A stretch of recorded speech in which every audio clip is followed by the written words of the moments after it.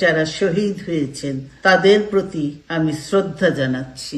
রাষ্ট্র মেরামতের ন্যূনতম সংস্কার করেই দ্রুত নির্বাচনের আহ্বান জানিয়েছেন বিএনপি চেয়ারপারসন বেগম খালেদা জিয়া।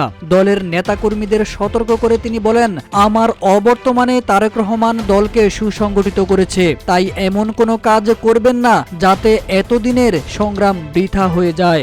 অসুস্থতার কারণে যুক্তরাজ্যে থাকলেও সব সময় আমি আপনাদের পাশে আছি বলেও তিনি জানান। নেতাকর্মীদের ত্যাগ স্বীকার করে তাদের উদ্দেশ্যে খালেদা জিয়া বলেন, দীর্ঘ 15 বছর গণতন্ত্রের জন্য, আমার মুক্তির জন্য নিরন্তর সংগ্রাম করেছেন। অসংখ্য নেতাকর্মী প্রাণ দিয়েছেন, জুলুম নির্যাতনের শিকার হয়েছেন, প্রায় 1.25 লাখ মিথ্যা মামলা জর্জরিত হয়ে এখনো ন্যায় বিচারের জন্য আদালতের বারান্দায় ঘুরছেন। আপনাদের এই ত্যাগ শুধু দল নয়, জাতি চিরকাল স্মরণ রাখবে। ব্যক্তির চেয়ে দল বড়, দলের চেয়ে দেশ বড়, এ কথা উল্লেখ করে বেগম জিয়া বলেন, ক্ষুদ্র ক্ষুদ্র বিভেদ ভুলে আমাদের এক হতে হবে। দীর্ঘ 6 বছর পর ফ্যাসিস্ট সরকারের বিদায়ের পর একত্রিত হতে পেরে আল্লাহর কাছে শুকরিয়া প্রকাশ করছি। সেই সাথে জুলাই বিপ্লব সহ ফ্যাসিস্ট বিরোধী আন্দোলনের শহীদদের প্রতিও শ্রদ্ধা জ্ঞাপন করেন তিনি।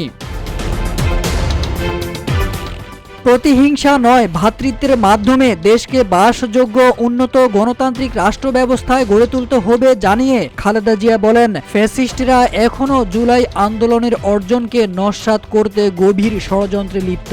সবাইকে ইস্পাত কঠিন ঐক্যের মাধ্যমে এক হয়ে এসব চক্রান্তকে রুখে দিতে হবে। দলকে পূর্বের ন্যায় নেতৃত্ব প্রদানে সুসংহতভাবে গড়ে তুলতে হবে। বৃহস্পতিবার জাতীয় সংসদ ভবনের এলডি হল প্রাঙ্গণে দলটির বর্ধিত সভায় লন্ডন থেকে ভার্চুয়ালি যুক্ত হয়ে খালেদা জিয়া এসব কথা বলেন। তারেক আজিজ খান, রূপালী বাংলাদেশ।